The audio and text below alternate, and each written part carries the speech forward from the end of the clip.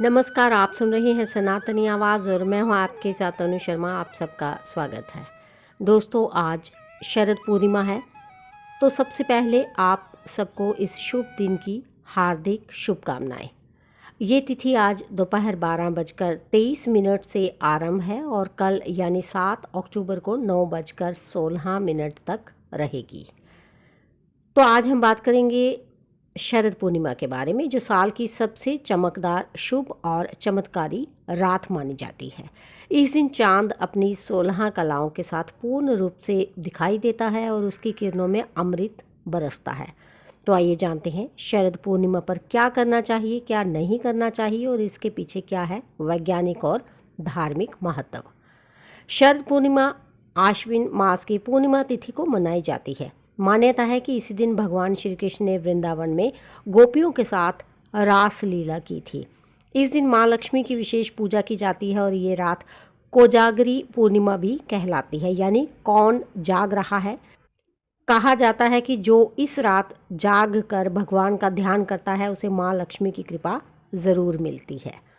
शरद पूर्णिमा की रात का सबसे प्रसिद्ध रिवाज है खीर बनाना और चांदनी में रखना। इस दिन चांद की किरणों में अमृत तत्व होता है, इसलिए गाय के दूध, चावल और चीनी से बनी खीर को खुले आसमान में रखकर चांदनी में रखा जाता है। सुबह इसे प्रसाद के रूप में परिवार और मित्रों में बांटा जाता है।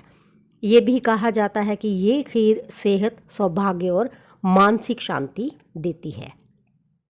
माँ लक्ष्मी की कृपा पाने के लिए इस दिन विशेष पूजा की जाती है। रात में घर के मंदिर में दीपक जलाएं, सफ़ेद फूल चढ़ाएं और ओम श्री महालक्ष्मी नमः मंत्र का जाप करें।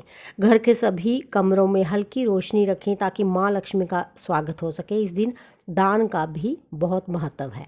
कपड़े, मिठाई या भोजन ज़रूरतमंद को देने से शुभ फल कई गुना बढ़ जाता है। शरद पूर्णिमा की रात ध्यान और मंत्र जप के लिए सबसे उपयुक्त मानी जाती है।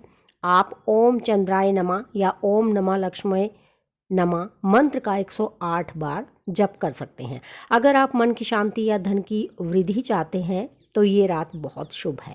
ध्यान करने से मानसिक संतुलन, नींद और सकारात्मक ऊर्जा में भी सुधार होता है।